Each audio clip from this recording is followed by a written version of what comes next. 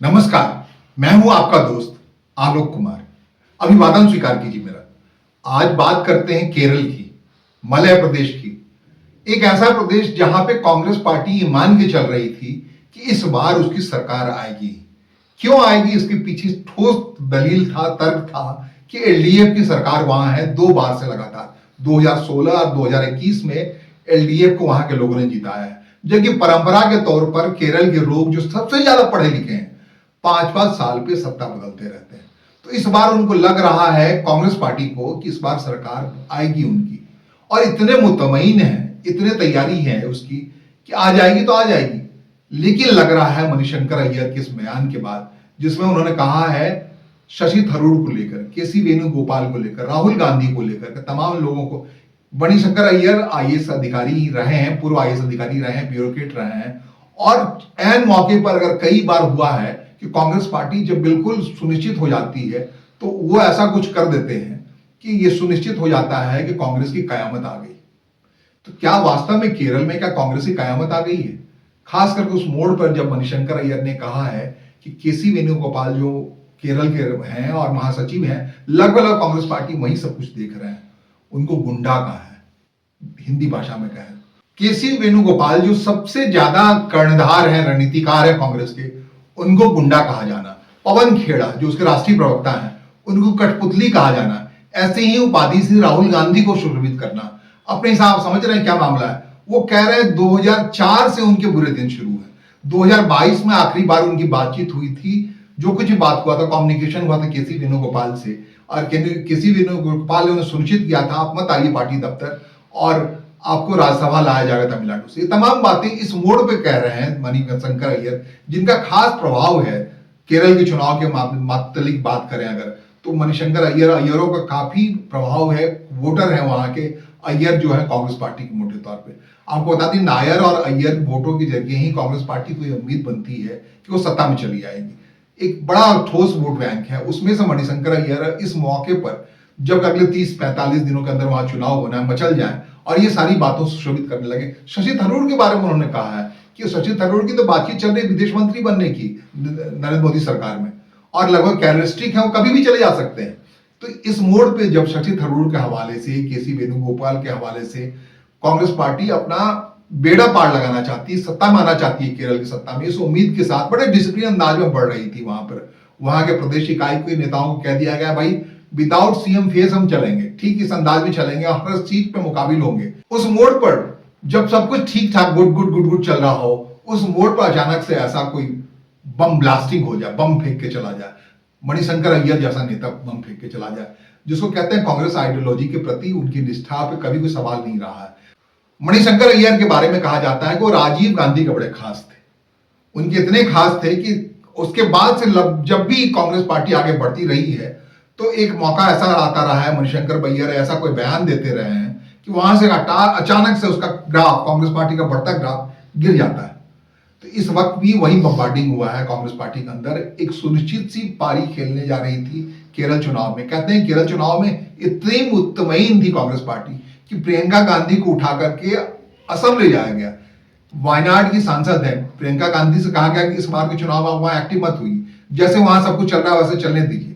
कहते हैं वायनाड की सांसद तो है प्रियंका गांधी, लेकिन वहां के संगठन में जो पकड़ है राहुल गांधी का, उसमें कोई कंफ्यूजन ना पैदा हो प्रियंका गांधी की एक्टिविटीज से, अलग लाइन ना कोई खड़ा कर ले, इसलिए प्रियंका गांधी को कहा गया चुपचाप चल जाइए असम। मतलब इतना सधा हुआ चाल जब कांग्रेस पार्टी खेल रही है वहां पर, पावर में आने की उस उम्मीद के साथ कि 2 बार के बाद तीसरी बार इस बात की बेहद कम उम्मीद है। हाल में जो अभी वहां का नगर पालिका चुनाव हुआ, पंचायत चुनाव हुआ, वहां वोटरों ने दिखा दिया है कि उनके दिल में क्या है। हर बार ऐसा होता है, चुनाव से पहले पंचायत चुनाव में साफ हो जाता है वहां किसी सरकार बनने वाली। तो कांग्रेस पार्टी की प्रति बेशुमार तरीके से लोग उमड़ के आए हैं वहां पंचायत चुनाव में, और उसके नतीजे के बाद कहा जा रहा है कि हाँ पक्का है। इस पक्के मोड़ पर जब जिस वक्त आप सबसे ज्यादा पक्का उम्मीद में होते हैं, उसी वक्त में धोखा खाते हैं। मणिशंकर अय्यर का मैदान में उतर आना, कहते हैं कि अचानक सारा सब कुछ मुस्कुराने की वजह बन गई है। विजयन पेन्नार जो वहां के मुख्यमंत्री हैं, उनके लिए मुस्कुराने की वजह बन गए हैं मणिशंकर अय्यर। उन्होंने तारीफ भी की है। मणिशंकर अय्यर ने कहा है कि इस बार सरकार भी इस बार पेन्नार विजयन की बनेगी। कमाल के हैं, कैसे कांग्रेसी हैं।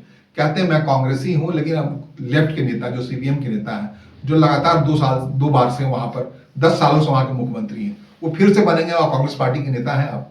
तो कैसे काम लगा दिया करते हैं, ये अपने आप में बड़ी बात है। और जो सत्ता में बैठा है उसके पास से कई उपकरण हैं, इस बात को कायदे से हर मंच से, हर विधानसभा के अंदर वो प्रचारित कर सकते हैं कि कांग्रेस पार्टी के शीर्ष नेतृत्व के बारे में उनके महान नेता मणिशंकर अय्यर की क्या राय है। ये समझते हुए आप समझिए आपको वोट किधर करना है। 30 से 45 दिन का वक्त है और इस वक्त में ये बम्बार्डिंग, इस ढंग से फिसलन वाली बात, क्या ऐसा सब कुछ हो गया वहां कि इस वक्त भी तीसरी बार भी लेफ्ट फ्रंट के वहां सरकार में आने की नौबत पैदा हो गई है इस एक बयान से।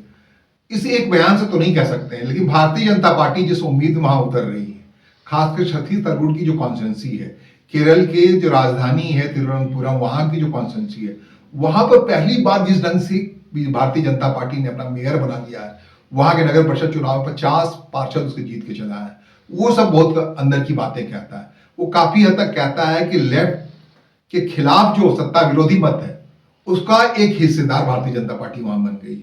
और सत्ता विरोधी मत में इस ढंग का बंटवारा हो जाए कांग्रेस और भारतीय जनता पार्टी के अंदर, तो सीधा फायदा किसको होगा? सत्ता में बैठे व्यक्ति का ना होगा।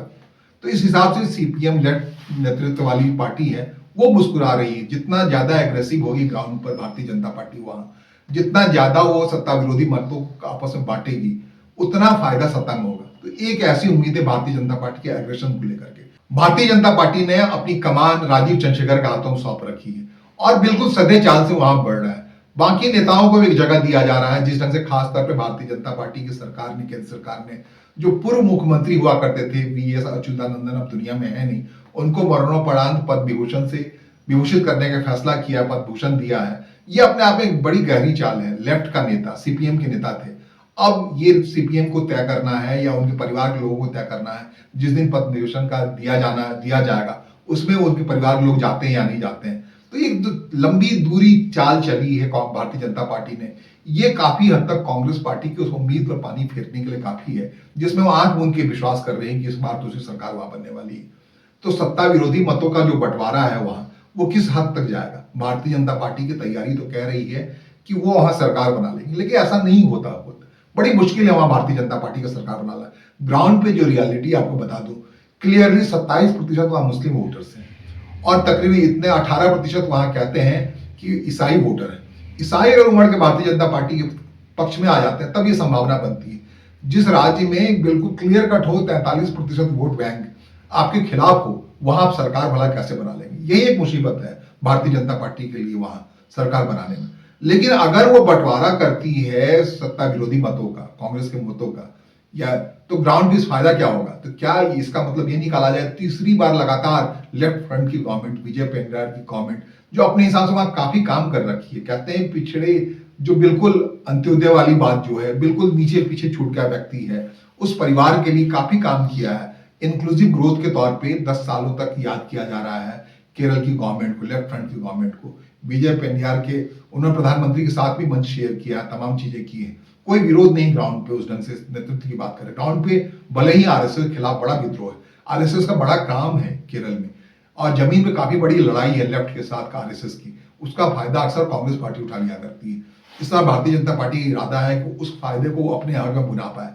लेकिन ये जब भारतीय जनता पार्टी एग्रेसिवली वहां चुनाव लड़ रही है, तो क्या इस बात को मुतमईन माना जाए कि लगातार तीसरी बार वहां विजय पेंड्रार की सरकार बनने वाली है, या फिर कोई बड़ा तिरस्म होने वाला, चमत्कार होने वाला है? भारतीय जनता पार्टी ही तमाम झंडे को छीन करके वहां सरकार बना लेने वाली है, ठीक उसी अंदाज में जैसा तिरुवनंतपुरम के मेयरशिप में या उस म्युनिसिपल कॉर्पोरेशन में सरकार बना ली है। अगर ऐसा होता है तो अपने आप में बड़ी राजनीति की बात होगी, बड़े आश्चर्य की बात होगी और कांग्रेस के लिए कायनात की बात होगी। कांग्रेस इस मोड़ पे जाके फिसल रही है जहां सब कुछ तय लग रहा था। आगामी 6 राज्यों के चुनाव में अगर किसी एक राज्य में कह रही है कांग्रेस पार्टी अपने दम पे सरकार बनाने वाली है, कहते हैं यूडीएफ है वहां, यूनाइटेड डेवलपमेंट डेमोक्रेटिक फ्रंट, जिसको लीड करती है कांग्रेस पार्टी। सारा चेहरा वो कांग्रेस पार्टी का होता है, सोनिया गांधी का होता है, तमाम राहुल गांधी उसके नेतृत्व संभाल रहे होते हैं। उसको लग रहा है कि केरल में सरकार बनाने वाली है। लेकिन अगर इस सरकार बनाने की संभावना में अगर पानी फिर जाता है तो अपने आप में कांग्रेस की किस्मत पे रोना ही आ सकता है उनके समर्थकों को। फिलहाल मुझे सुनने और समझने के लिए आपका आभार। कमेंट बॉक्स में अपनी राय से मुझे अवगत कराएं, चैनल को सब्सक्राइब करें, शेयर करें, और मैं चाहता हूं हिंदी में केरल की बातें हिंदी के दर्शकों तक पहुंचाएं। इसमें आप मेरे मददगार बने। आभार, नमस्कार, धन्यवाद।